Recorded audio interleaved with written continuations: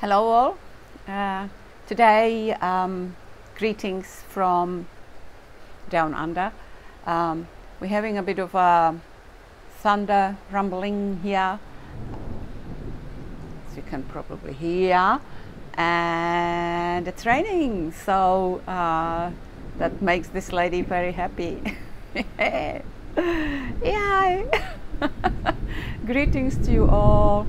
Thank you so much for watching this again.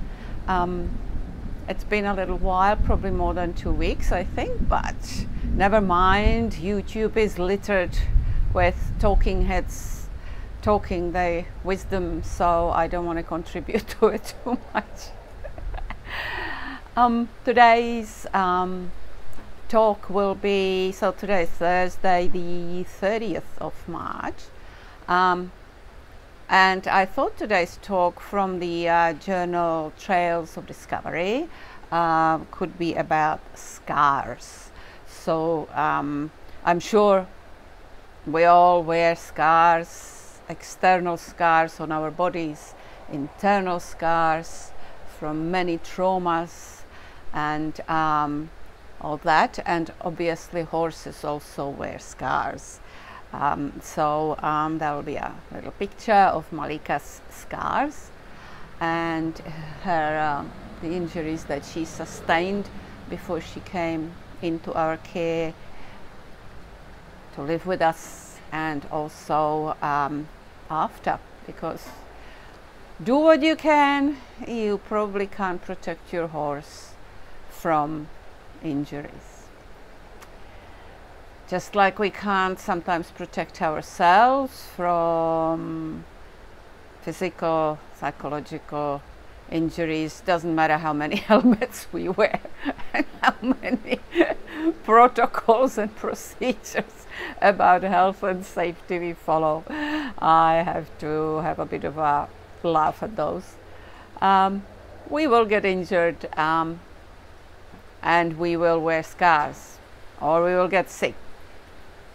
I think many native nations, starting from the Vikings to Slavs to Native Americans to Australian Aboriginal people, who obviously also wear scars and have scars, and some nations measure their bravery by scars.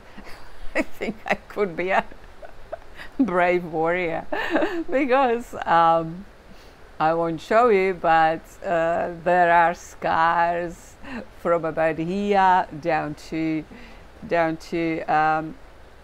near the navel. They are all surgery scars. So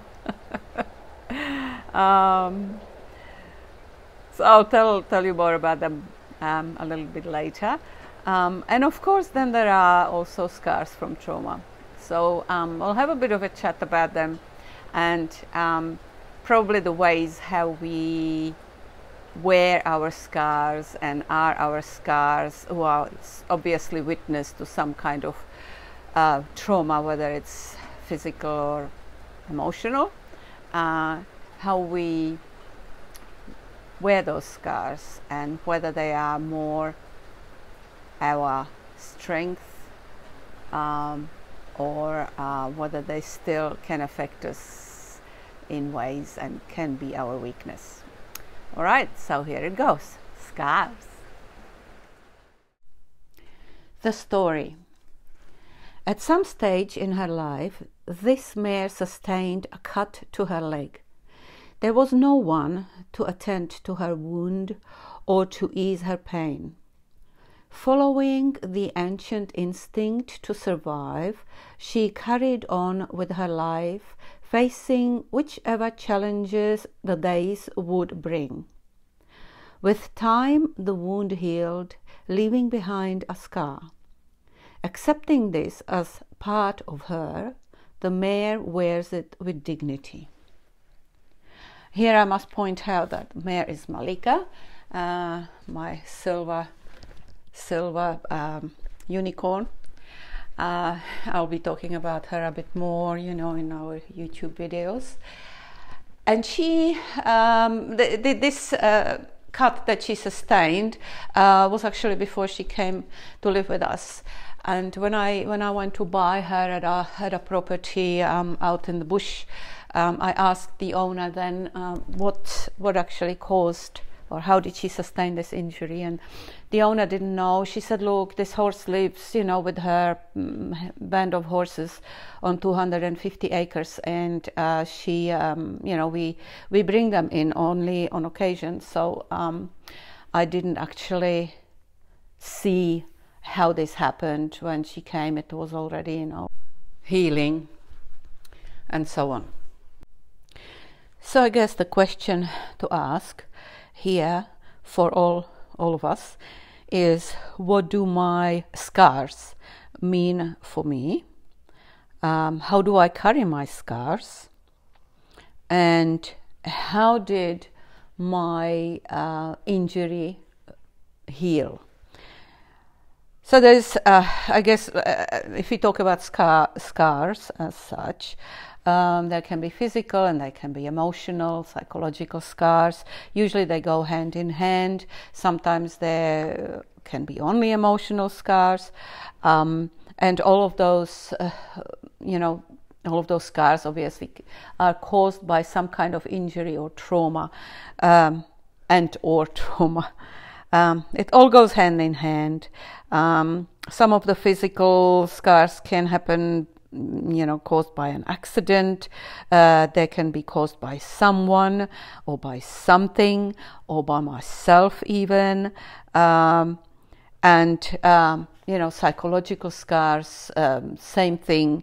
But it can be also, let's say, the global situation that can be impacting on us and causes emotional injury and emotional scarring, resulting lack of trust into pretty much everything and anything, a sense of betrayal, tyranny, suppression and oppression, deprivation of liberty, and so on. And I'd like to talk, so there are many sources for scarring, many sources for hurts and for injuries. I'd like to talk about pretty much my scars today, because that's the only scars I can talk about. Those scars actually, those are scars also in conjunction with my experience with institutions, and in my case specifically with the healthcare institution. So we're talking about healthcare institution between the 1960s and 1980s in former Czech Republic, former Czechoslovakia, now Czech Republic, and also from the 90s up in Australia. So here I would like to say this is by no means any criticism of any health professionals in either country, in any situation. This is merely just my experience with the health care institution as such. Okay, so if I start maybe with my childhood, formative years, I was about 5. I had a lot of not anginas, tonsillitis, and at one point it was must have been a really bad one. So I had many days of 39 to 40 degrees fever. We're talking Celsius. I don't know what's Fahrenheit, what it is in Fahrenheit, and the family doctor pretty much didn't know what to do anymore, so he sent me to the hospital. We lived in a small village right on the Czech-German border, so the closest hospital was about 50 to 60 kilometers away. We're talking 1966, 1967. My mom took me to the hospital and pretty much left me there, and that was it. So I was put into a room, and because they didn't know what was wrong with me, what caused it, it could be an infectious disease and so on, I was pretty much put into a room with a single bed somewhere in the middle. The sides were always pulled up, And the room was green, and there was a fluorescent light. There were, mozzies and little flies just dancing around the light. There was a window with bars on it, and behind the window was a tree crown of a tree, which became my biggest companion in that time, because I was there for about 3 weeks. My only source of contact was or interaction was a nurse who used to come and give me crystal penicillin injections, food, and measured my temperature, took me to the toilet when needed. That was it. Obviously every time a different nurse, and so on. So that was pretty much my treatment in the hospital.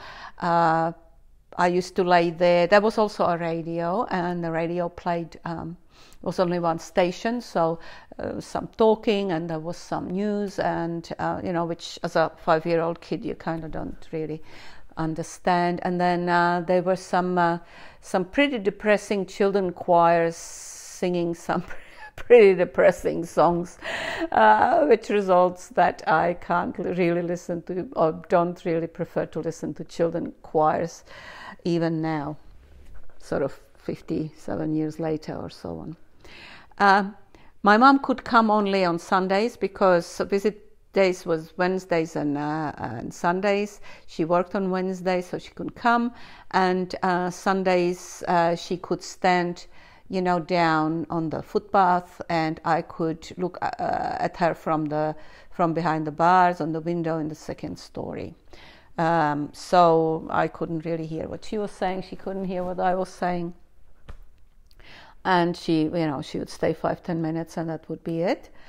Because I also was, pretty sick, so the nurse would take me back to bed, and so on. So I would spend my days looking at the tree, looking at its shadows, at the lights, at counting leaves, looking at the different lights on the leaves, looking at the stars shimmering through the leaves at night, and so on. So that was my entertainment, and so I learned kind of almost like Jack London to travel. And to create my little realities. And that was scar number 1. So I was eventually, I must have come better, or maybe they didn't know what to do with me, so they sent me home again. And I, eventually recovered. But hospitals to me from then on were connected very much with isolation. It was synonym for isolation, loneliness, jail, deprivation of liberty, not being able to escape anywhere, and isolation from the family. So, that was pretty much that. And that sort of got embedded in my amygdala and in my survival brain. And from then on, I had other sort of hospital stays and surgeries. There are about 4 scars adorning my torso. One from gallbladder, which is a significantly big scar if we're talking 70s to 80s. No keyhole surgeries were then. Then we're talking, the appendix and hernia and hysterectomy. So those were sort of those scars. Hysterectomy was done later here in Australia, and but that was sort of inconsequential in a way. But the other scars that I can mention, again in conjunction with the healthcare institution, were my 2 childbirths experiences. So one happened in the Czech Republic, and it was the birth of my son in 1982. And the other one was then in Australia, the birth of my daughter 12 years later. So, given, I was 21 years old, which was pretty much the average age for a mother who would give birth to the first child in the Czech Republic, or in Czechoslovakia at that time. And the normal thing, you know, you go to the hospital and you sort of, you know, the first birthing is usually takes a while, takes a few hours, like 13 or something like that, and then eventually, you know, I gave birth, and it was then I ended up on some sort of a gurney after giving birth, and was laying there and was bleeding, you know, but I thought it's normal, you know, you just bleed after giving birth. But apparently it wasn't normal. Apparently it was hemorrhaging, and it was due to not the placenta not, you know, separating properly. So then 2 doctors were called, very young doctors, and they sort of did the curette then and there on that gurney. They basically scraped out whatever left over from the placenta was left there, and stitched me up, and no anesthetic, no nothing at that time. You know, people didn't care much about these sort of insignificant, unimportant things. And in all honesty, I don't know how this is done today. If you know, I don't know, but at that time it was like this. And then 2 transfusions later, blood transfusions later, in the morning I was taken finally, after about 15 hours on that gurney. I was taken to a room, and I got fever, we're talking 41 degrees, pretty much as far as the thermometer went, and I had a horrible pain in my back, between my shoulder blades and so on. So the doctors came and they said, oh yeah, there's some kind of infection or something. They didn't really listen much or hear me saying that I have got terrible back pains, that I actually can't lay on my back, that that whatever I had to say, and they were giving me crystal penicillin. So it was crystal penicillin for 12 days, didn't cause any change whatsoever. The fevers were still between 39 to 41 degrees, and at day 12, when it wasn't getting any better, and here I have to mention that in Czechoslovakia at that time, when you were at the birthing unit, your family wasn't allowed to come. There was nobody at your childbirth, forget that. But your family, there were no visits, so nobody was allowed to enter the maternity unit. It was only no family, nobody. You could see them when you went again to the window, look through the bars, look down. You were on the 2nd floor. Look down. That is your family. You can lower. Some people had like a little rope or little string, and on that string a little basket, and the family would put some food or some little gifts into the basket, and you could pull it up, and that was pretty much. And then you were sort of hollering down at your family, and they were hollering back, and that was your stay at the maternity unit. So I couldn't do that because I was kind of half dead by then, and so I was again isolated very much. The whole thing from the previous experience got pretty much relived again, and I knew that if I stay, I will die there, because I knew that I could feel that my strength was waning, that that nothing was changing. I wasn't getting any better. The pain wasn't going anywhere, and the doctors didn't seem to be doing anything different. So it was like they used the same method. I don't know, maybe expecting a different outcome, which wasn't coming. So I signed myself out on day 12, and I must point out that I could do that only because my partner then, and the father of my son, was a doctor as well, working at a different department there at the hospital. So I thought, oh, well, maybe he will know how to, help me to get better. So I went home with fevers and everything, but I was feeling already emotionally and psychologically much better when I was at home in the middle of my family, because I felt surrounded by love, by care. You know, I had my grandmother, grandfather, my auntie and my mum around, plus my partner. So it was, there was just so much love and so much care already that my body already started healing. And at discharge from the hospital, there was a practice to send the new mothers for a chest x-ray. So they sent me also for a chest x-ray at that time. And the chest x-ray revealed that I had like a pneumonia on both sides of my lungs. And there were, you know, later on, in later x-rays, there was quite some scarring there as well.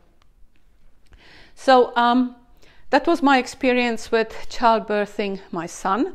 My partner then went, actually, after he saw the results, he went to the head of the Department of the Infectious Disease, and that head of the department gave him, prescribed me ampicillin injections, which my partner then was administering to me, and was about 4 or 5 days later that that the fevers went really down, and the fever pretty much broke, and I was recovering.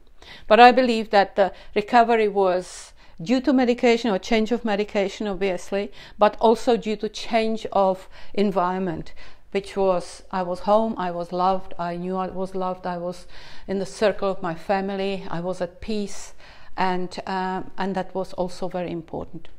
So that was one. And then the other scar was from giving birth here in Australia. So I have to mention that from the first birth, and mums who have delivered babies, some of you anyway will probably know that, by pushing and pushing hard, you can develop something that it's not talked about, that it's kind of laughed at sometimes, and it's called a hemorrhoid. So who doesn't know what a hemorrhoid is, you are the lucky ones. All right, who know what it is, well, let's share sympathies with each other. So I lived for 12 years with that hemorrhoid, managed it somehow in some way, and when I got pregnant with my daughter, pretty much since conception problems started. So first thing, I developed a rare pregnancy rash, which is something that happens to pretty much about 1 out of 20,000 people. So I was the lucky one, and it's a rash that covers your whole body. It looks almost like blisters. It's it's, I don't know if it's caused by hormones or something, don't know, but it was managed at that time by Aristocort. So cortisone, topical cortisone application, which pretty much was applied, I had to apply daily to my whole body over the 9 months of my pregnancy, to be able to actually even just sleep a little bit, for example. But anyway, that passed. My specialist then said that given the fact that I've been exposed to it for so long, and obviously somewhat maybe the baby, they would like to induce labor. It was in the in the 9th month, and at that time I requested to have a cesarean based on the experience with my first childbirth, and obviously the hemorrhoid that I was living with for 12 years. And I kind of had a bit of an inkling to what it can do when one pushes like crazy, and what sort of can happen. So the doctor said, no, every woman has the right to give natural birth. And I said, I happily forgo that right. I happily just not have that right at all, as far as this goes, and just deliver my child with cesarean. Obviously, I am ignorant in what a cesarean entails and so on, so I'm not even blaming the doctor for it, although at that time after I wanted to smother him. But I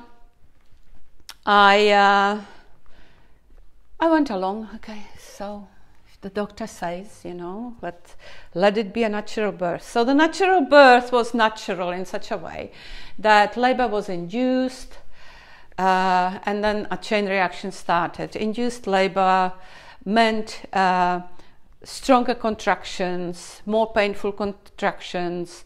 The child's position wasn't exactly ideal. The child was getting distressed. They had to pull the child out. And before that, because the contractions were so painful, I was given an epidural. The epidural was not mixed up properly because I became literally like, I had absolutely no feeling from the waist down. So talking about pushing, push. Well, I didn't know when to push because I didn't feel when the contractions came. I had absolutely no feeling. So I pushed when the nurses told me, or when the midwives told me, and I don't know where I was pushing, but I probably wasn't pushing in the right direction because at one point they told me, don't push in your head, push down. So I pushed down. And the result was that I had, after my daughter was born with forceps, delivered by forceps, I had my whole neck and chest were black from, pretty much it was like one big bruise from, I guess, burst capillaries from the pushing. And I was lucky that I didn't have a stroke, really. And then I thought, yeah, okay, cool, all is over now, it's all good. The next day, I woke up and there it was. There were 4 golf balls, literally golf balls, hanging down my ass. So we're talking hemorrhoids, thrombosed hemorrhoids, for those who know what that is. And they were the size, like to be graphic here, of golf balls. So the whole hospital, including my specialist, private specialist, came and had a look and said, "Oh, we haven't seen something like that before." So out went dignity. Like dignity was the first thing that went. I mean, dignity wasn't any left anyway. When you give birth, there's not much dignity there. But dignity, the rest of it, the remnants, the little scraping of the bottom of the barrel was chucked out of the window because my anus suddenly became the source of greatest interest in the hospital in Sydney. It was also Good Friday, so obviously the only vascular specialist who could probably undertake an emergency surgery of this caliber was celebrating Easter. So that meant waiting until Tuesday, until he returned from Easter. And so that was barely surviving. Because for you who know what it feels like, it is like having enormous pressure plus 4 knives carving up your ass 24/7. That's the feeling. Then the surgery happened. That was all good. Recovery happened. I always try to master also my self-healing, the body's self-healing processes there and ability. And, after I went home and so on, all was good. And, but, obviously it again didn't restore my trust into, let's say, into the system in the way that you as a patient, if you sort of try to say or convey something that it is not really taken into much consideration, that people seem to have like a bit of a one-track mind, and even some professionals, and they go along those one-track mind. And at that time, at least, this particular professional didn't have any, wasn't able to consider that there might be some problems and that this stupid patient might actually have a point. But anyway, that was already past, and I am not saying this. So these are my scars, sort of that I sustained through my experience, or some of my experience, with a health care institution. There are many levels of scars. There are many sources of scars. And it really doesn't matter which ones they are. Are they scars sustained by experience with institutions? Are they scars sustained by experience in family life and family violence? Are they scars sustained by accidents and by trauma and by traumatic accidents, or even by self-harm and so on? So those are. It doesn't matter where those scars originate from. What matters is how do we wear them, and what do they mean to me? Are they a source of my weakness? Are they a witness of my weakness and of my defeat? Or are they a witness of my ability to muster strength and heal from them and recover from them? Are they a witness of even circumstances in my life that brought into place, in the end, the right people and the right environment and so on, which helped to overcome those injuries and those traumas and lead to healing and to recovery and to survival? Are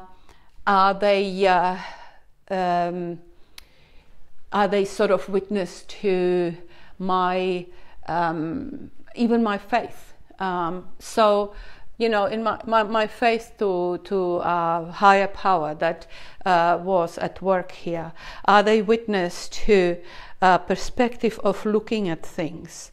So not being constantly negative about it, not being saying, oh yeah, that was really bad and that was really atrocious and traumatic, and now I will never trust a doctor again or a hospital again, and so on. Admittedly, in this case, if somebody says hospital and so on, my amygdala kicks in, and that's my survival brain, and it's like, keep away as much as we can, all right? But because prison, death, awful stuff. But as I said before, this is not the reality. The reality is that people don't go to hospitals to die. Yes, sometimes they do, and sometimes, mostly, they return and they are fine. So I guess in situations of injuries, of traumas and so on, the responsibility rests first and foremost with us in being able to master the life force in us, being able to draw from the life force, from our innate healing power that we all have. Our bodies have a healing power.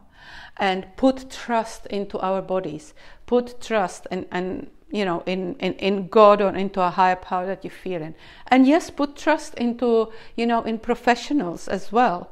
And become kind of active ourselves as well in seeking information that's out there, seeking inspiration that's out there by people who manage to overcome their injuries, who wear their scars as a witness of their survival, and learn from them as well, or get some inspiration from them, and pass it on to each other. Because this is only information that I'm passing on everyone, and how I sort of dealt with things.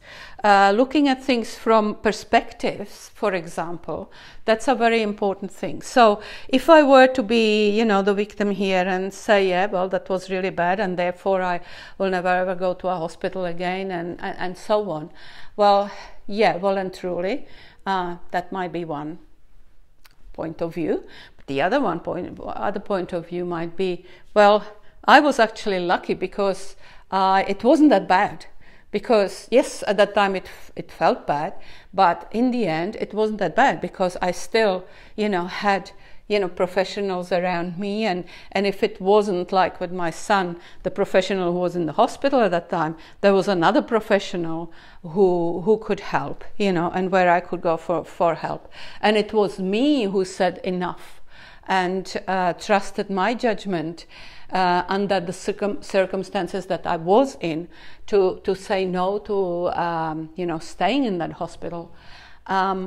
So the outcome was good, and the outcome of every of those injuries was good. So comparing, let's say, to the situation that my grandmother was in when she was giving birth at 1932 to my mother at home, with the only help of the family doctor. Or when she developed a hemorrhoid or hemorrhoids, she had them cut out on the kitchen table by the family doctor in her kitchen, you know. So was there any anesthetic? I don't know. Trevor Noah speaks about, the American stand-up comedian, speaks in one of his actually interviews about his life and himself with a person who is an former Indian monk, and they were talking about perspective of what the experience was like in childhood, and was it good or was it bad. And his partner in this conversation was saying that as an 8-year-old boy, he was born in England, but his father was originated from India. And they went for a visit to India, and they were driving through the Calcutta slums there somewhere. And the boy, he was at that time, he was about 8 years old, and he was just cross with his dad because his dad was poor. They couldn't really afford much, and he really wanted, I don't know, the latest video game or the latest Nikes or whatever, and dad wasn't able to buy it for him. So he was sulking, and as they were sort of driving, he noticed a trash can, like a trash container or can or something. And out of the trash can there was a pair of feet protruding from there. And they were little feet like probably his feet would be, like a little child's feet. And as they stopped and looked, a little girl climbed out of the trash can. And she didn't have any hands and arms. She only had, like, I think, some stumps or something. And she was looking in that trash can, rummaging. I don't know if that was her home or if she was looking there for food. But that sort of quickly put his misery into perspective. And he sort of realized that, yeah, okay, to me it was bad that I couldn't have the Nikes that all my friends had. But maybe if we asked this little girl what bad would be, well, maybe, you know, I can't eat today, or I won't have anywhere to sleep today.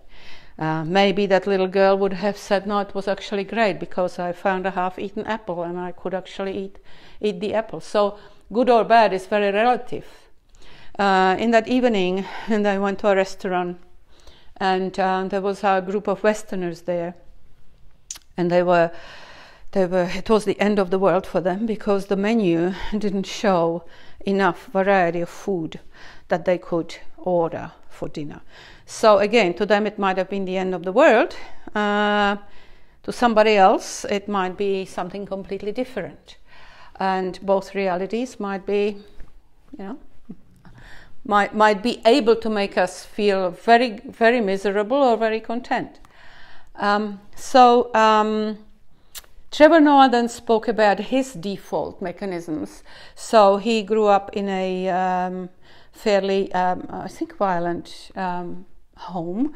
I don't know who was the person committing the violence, but he said that only in therapy years later he discovered that he actually can function very well in chaos, and why that is. But he can't function, or he becomes very restless and very insecure and unsafe when he is in an environment where there is peace, quiet, relaxation, and nothing is happening. And he only through therapy discovered that in chaos he could survive, because that's what he was used to. And when he had chaos, he knew what he was dealing with. He knew that, you know, this requires this particular solution. He can problem solve very quickly, and he has some kind of understanding what's happening and of control to either get himself out of it, or to solve it, or to change some circumstances and so on. While when there is peace and quiet, that to him was inherently the peace before the storm, which was unpredictable because he didn't know when it will come, where it will come from, how it will be, and that made him feel very unsafe. So he also spoke about you know, that he is not esoterically happy or grateful for difficult times in his life, but what he is very grateful for is the learning that he got out of those times in his life. Learning about himself, learning about his strength, learning about his abilities, learning about his life force, learning about his ability to deal with situations and to survive. And that to him was the thing that he was very grateful for. And that is something that I would probably want to leave you with, to think about. And here is a picture of a shark. It's a great white shark that's been photographed in the waters of South Australia. And this shark is, as you can see, it's called the most battered shark in the world. So this shark has got scarring all over his body, on both sides of his body, and it's excessive scarring. And the photographer, the cinematographer who took the photo, said that it was the most peaceful shark that he met. The shark was just checking him out. It was very alert, very aware, very curious. It just came all the way to them. It showed interest. It stayed at about arm's length for them, checked them out, and then it swam away.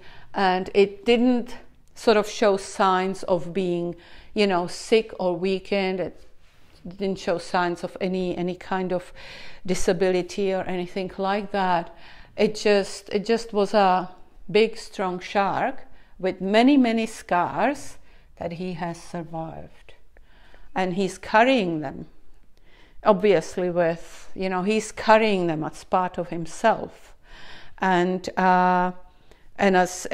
are pretty much, they proclaim his ability to survive all those challenges, to survive all those difficulties and injuries, and still function and still live and go on in his life as a shark, do what sharks do, and carry on.